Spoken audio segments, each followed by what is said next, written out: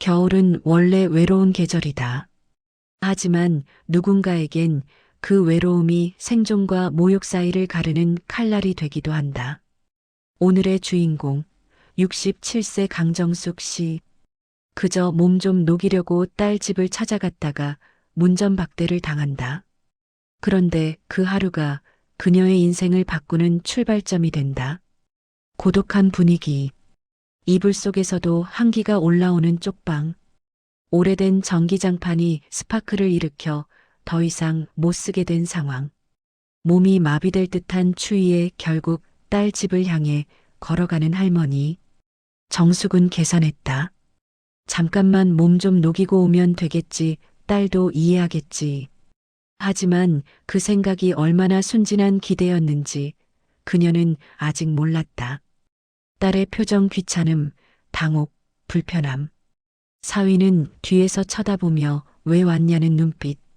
딸의 첫마디는 엄마 미리 연락을 하셔야죠. 그 말은 초인종보다 더 차갑게 가슴을 울렸다.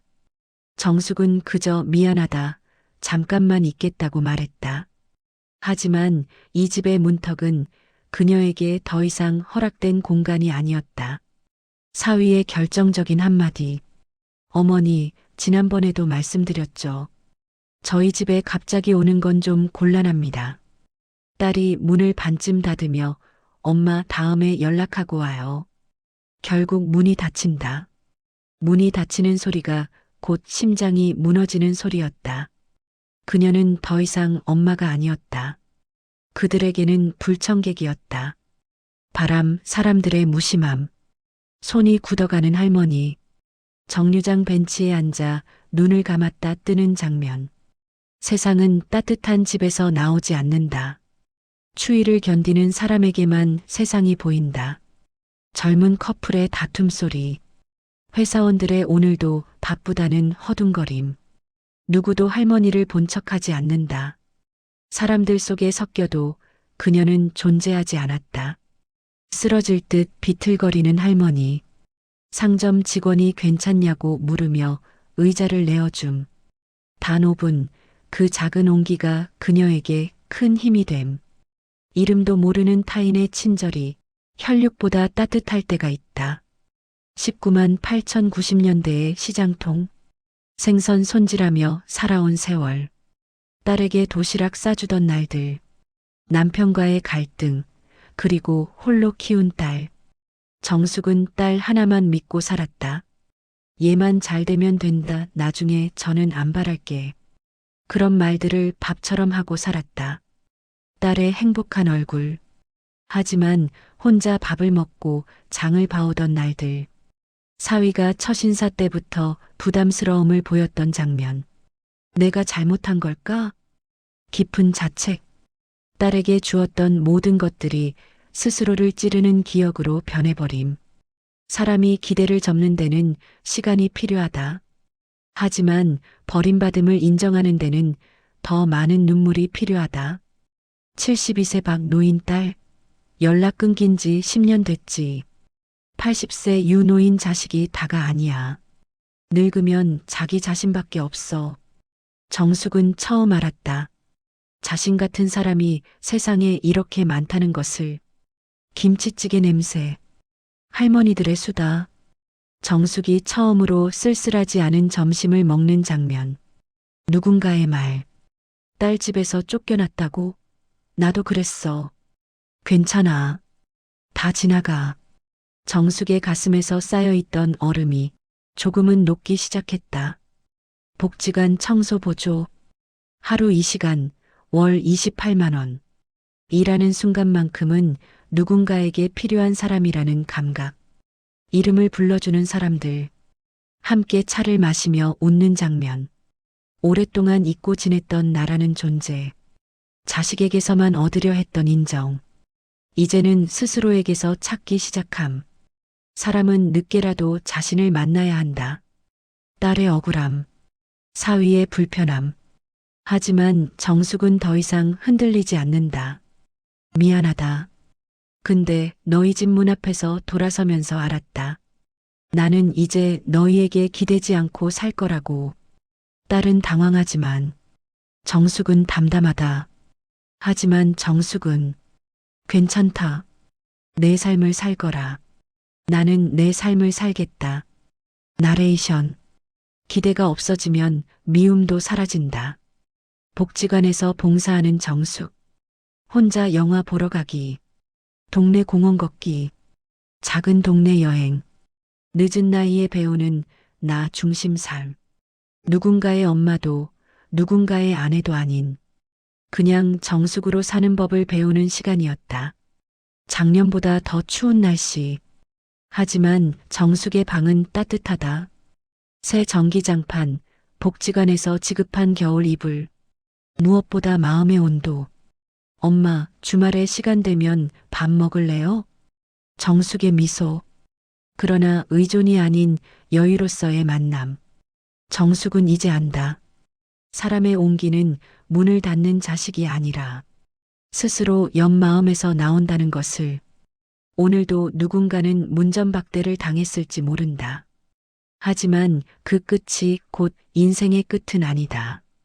때로는 새로운 시작이 되기도 한다. 겨울은 원래 외로운 계절입니다.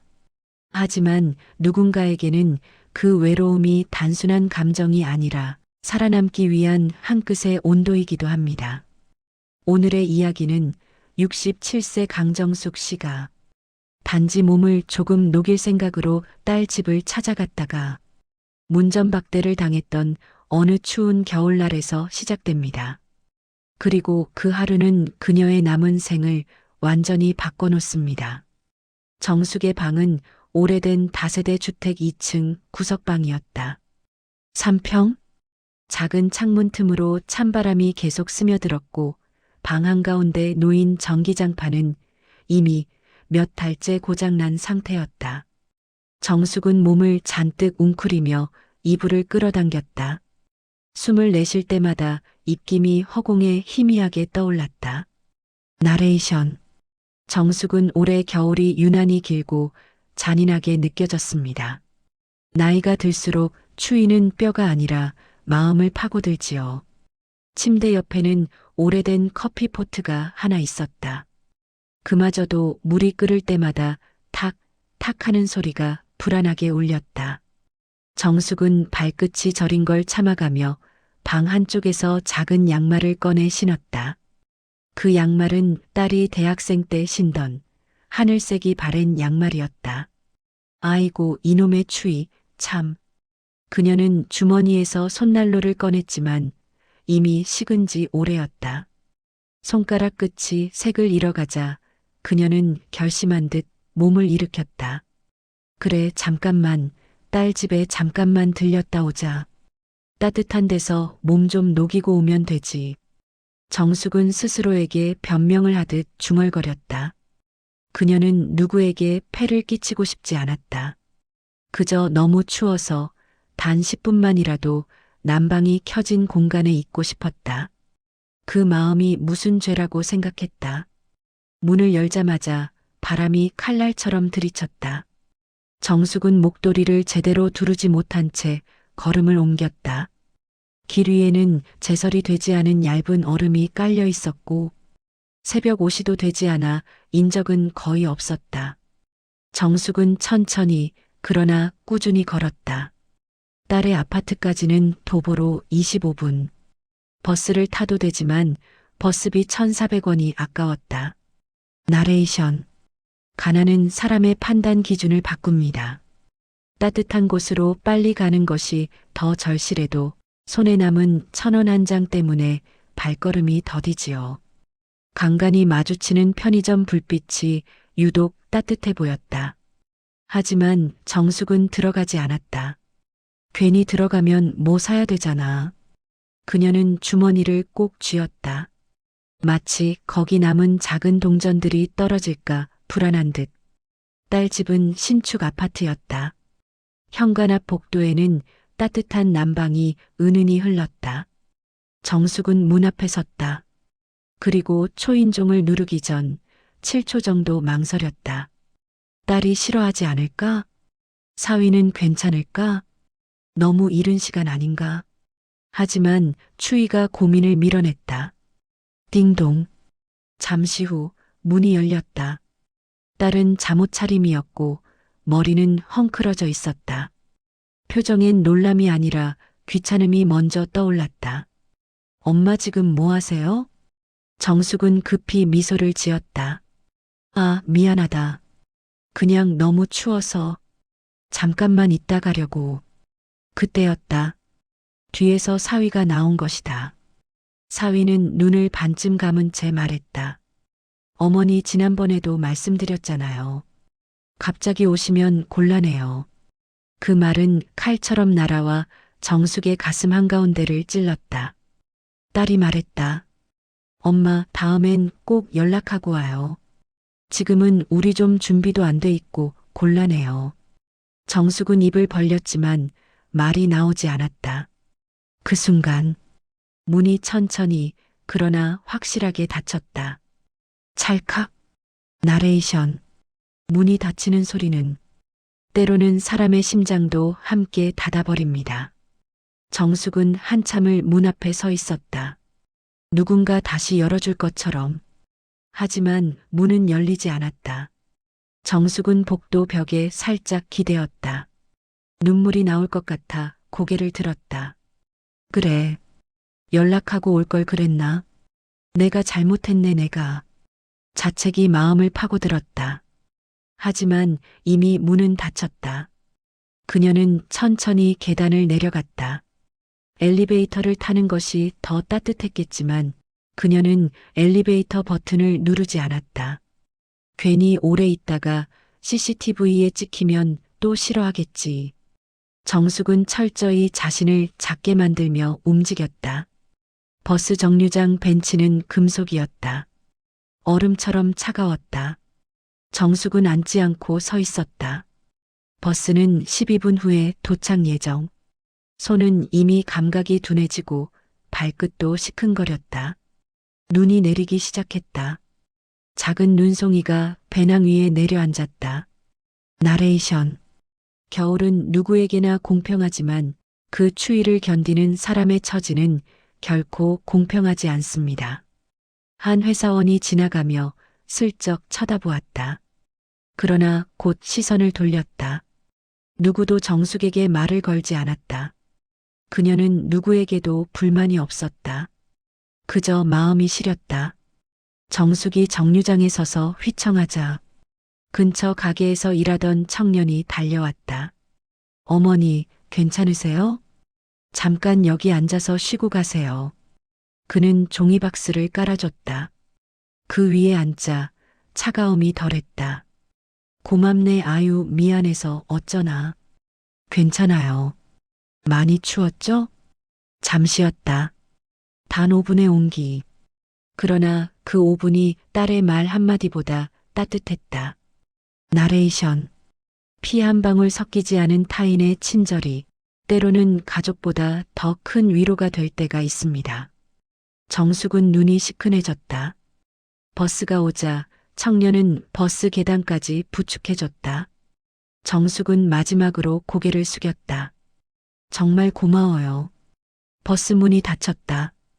그리고 정숙의 긴 하루가 시작되었다. 버스에서 내려 낡은 골목을 지나 정숙은 다시 자신의 방 앞에 섰다. 문손잡이는 여전히 차가웠다. 정숙은 조심스레 문을 열고 안으로 들어왔다. 안은 더 차가웠다. 몸이 추운 게 아니라 마음이 식어버린 상태에서 돌아온 탓이었다. 뭐하러 갔을까 연락도 없이. 민폐지 괜히 딸만 곤란하게 했네. 이야기하는 사람도 불평하는 사람도 없었지만 정숙은 스스로를 다그치듯 중얼거렸다. 정숙은 씻지도 못한 채 옷도 벗지 않고 이불을 둘러싼 채 웅크렸다. 방 안의 침묵이 너무 크게 울렸다.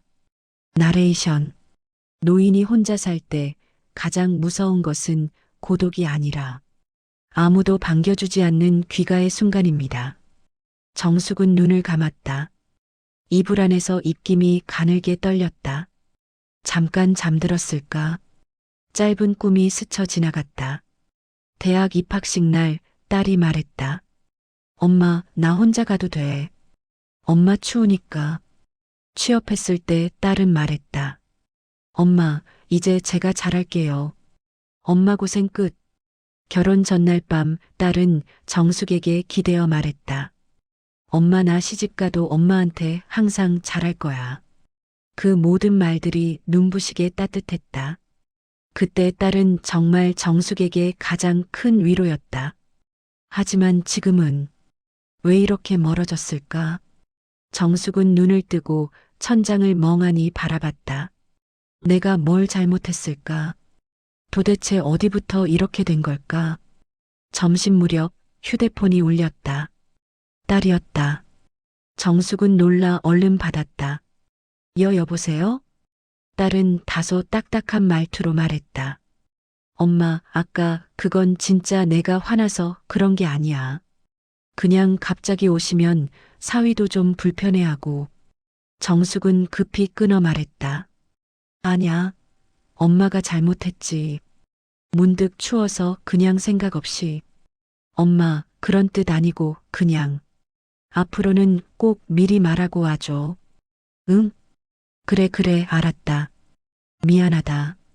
둘은 더 얘기를 이어가지 못했다. 딸의 말투는 예전처럼 애틋하지 않았다. 나레이션. 가족 간의 관계는 애잔함이 사라지면 예의만 남습니다. 전화가 끊기자 정숙은 깊은 숨을 내쉬었다. 어찌됐든 딸이 먼저 전화해 준 것만으로도 그녀는 감사했다. 하지만 마음 한구석의 서늘함은 사라지지 않았다. 오후 정숙은 추위를 이기기 위해 집을 나섰다. 걷다 보면 조금은 따뜻해지는 기분이 들기 때문이었다. 동네 슈퍼 주인이 말했다. 정숙 어르신, 어디 가요? 오늘따라 춥네. 정숙은 억지로 웃었다. 그냥 걸으러. 따뜻한 거라도 하나 사가세요. 정숙은 선뜻 대답하지 못했다. 돈이 없었다. 슈퍼 주인은 그 눈빛을 알아챘는지 말을 더 이어붙이지 않았다. 정숙은 작게 고개를 숙이고 슈퍼를 지나쳤다. 나레이션. 가난은 입을 닫게 만들고 침묵은 사람을 점점 더 투명하게 만듭니다. 근처 작은 공원에 도착하자 한 노부부가 벤치에 앉아 있었다. 할머니는 목도리를 두껍게 두르고 있었고 할아버지는 따뜻한 커피를 들고 있었다. 두 사람은 서로에게 조용히 말을 건넸다. 여보, 이게 더 따뜻하네. 하나 마셔봐. 아이고 고마워요, 영감. 정숙은 그 모습을 멀리서 바라보다 작게 웃었다. 저렇게 늙으면 좋겠다 같이. 하지만 그녀는 혼자였다. 늦게 남편을 잃었고 딸 하나와 겨우 연락하며 살았다. 그마저도 오늘 같은 날엔 가족이 맞는지 의문이 들었다. 눈이 갑자기 쏟아지기 시작했다. 정숙은 손으로 머리를 감싸쥐고 공원 천막 아래로 뛰었다. 노부부가 그녀를 보며 말했다. 어머니, 여기 들어오세요. 비 맞아요. 정숙은 손사래를 쳤다. 아니에요, 저는 괜찮아요. 하지만 노부부는 자리를 조금 비켜주었다. 그 작은 배려가 정숙에게는 큰 온기였다.